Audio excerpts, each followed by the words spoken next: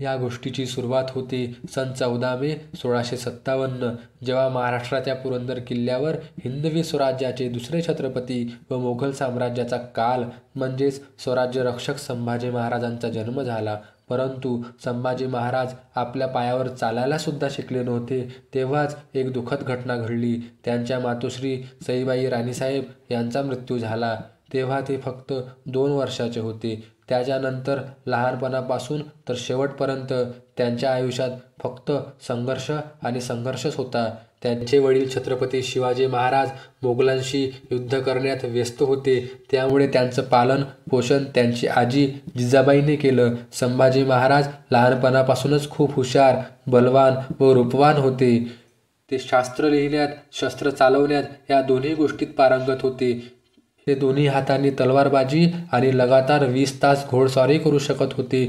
ते जेव्हा फक्त 9 वर्षाचे होते, त्यांचे वडील छत्रपती शिवाजी महाराजांनी स्वराज्यावर येणारे संकट म्हणजेच मोगल बादशाह औरंगजेबाशी भेटण्यास महाराष्ट्रापासून 1500 किलोमीटर दूर आग्र्याला घेऊन गेले. 9 वर्षाच्या मुलाला इतक्या दूर घोडस्वारी करून नेणं सोपं नव्हतं. म्हणतात ना, ज्यांचे इरादे मजबूत असतात ते रस्त्याची पर्वा करत नाही. जेव्हा ते आग्रा पोचले, त्या दुष्ट औरंगजेबाने शिवाजी महाराजांचा अपमान करून त्यांना कैदेत टाकले. परंतु त्यांचा मुलगा संभाजी महाराज ते खूप चतुर आणि बुद्धिमान होते. ते कोणालाच भीत नव्हते. ते लहान बालक असल्यामुळे त्या आग्र्याच्या किल्ल्यात इकडे तिकडे फिरू शकत होते व किल्ल्याची सर्व माहिती छत्रपती शिवाजी महाराजांना देत होते. त्यामुळे शिवाजी महाराज कधी औरंगजेबाच्या कैदेतून सुटले हे औरंगजेबाला सुद्धा समजले नाही. या घटनेनंतर मराठी साम्राज्याला एक संजीवनी मिळाली.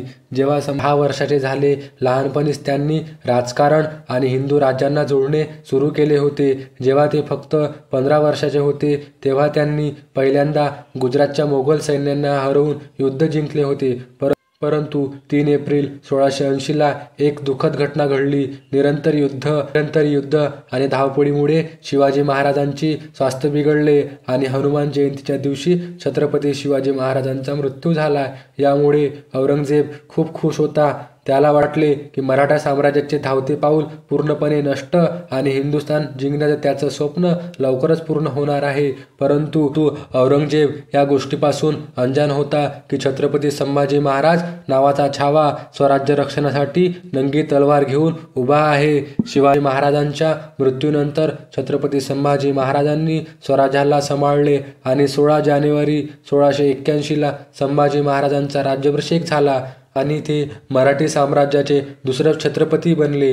परंतु वेळ वाया न घालवता राज्याभिषेकाच्या ठीक 14 दिवसानंतर आपला घोडा मध्य प्रदेश बुऱ्हाणपूर या शहराकडे पळवला.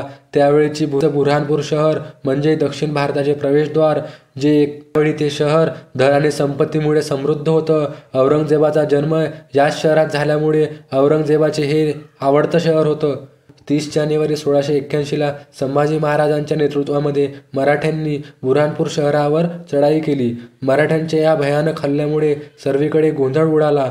मराठे हर हर महादेव म्हणत मोगलांचा काल बनून आले. जे मुघल सैनिक मराठ्याच्या हातात यायचे, मराठे यांना कापून अल्लाजवळ पाठवत होते. याप्रमाणे मराठींनी तांडव निर्माण केला. नवाबपूर, बहादूरपूर, शहागंजपूर, खुराकपूर अशा एकूण 17 गावांमधून सोनं, चांदी, हिरे, मोती लुटले आणि राजधानी बुऱ्हाणपूरला जाळून राख केलं. या घटनेनंतर तेथील मुल्ला मौलवी, फकीर आणि गावाच्या लोकांनी औरंगजेबाकडे तक्रार करून पत्र लिहितात. या दुश्मनाचा जोर असाच चालत राहिला तर आपली इज्जत आणि आपली संपत्ती नष्ट होईल. औरंगजेब रागाने लाल झाला आणि या पत्राच्या उत्तरात औरंगजेबाने बुऱ्हाणपूरच्या सुभेदाराला पत्र लिहिले, या दुश्मनाशी लढायला मी स्वतः येत आहे. पण त्याला कुठे माहीत होतं की पूर्ण हिंदुस्थानात असा कोणीच जन्माला आला नाही जो छत्रपती संभाजी महाराजांना युद्धात हरवू शकेल. बुऱ्हाणपूरच्या सदम्यातून औरंगजेब निघालाच नव्हता. तेव्हाच त्याला संभाजी महाराजांनी दुसरा सदमा औरंगाबादेचा दिला. औरंगजेबाच्या नावाने बसवलेले हे शहर औरंगाबाद मराठ्यांनी औरंगाबादमध्ये मोगलांना इतके लुटले की त्याच्या नावाशिवाय तिथे काहीच उरले नाही. मोगलांमध्ये संभाजी महाराजांची इतकी भीती पसरली की लोकांनी घराबाहेर निघणे सुद्धा बंद केले होते. औरंगाबादच्या या भयानक लुटेमुळे औरंगजेब बर्बाद झाला होता. तेव्हाच तिसरा सदमा संभाजी महाराजांनी औरंगजेबाला दिला.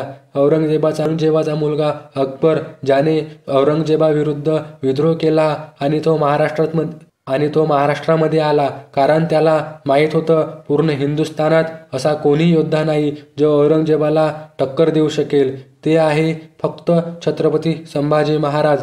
यांनी त्याला शरण दिले.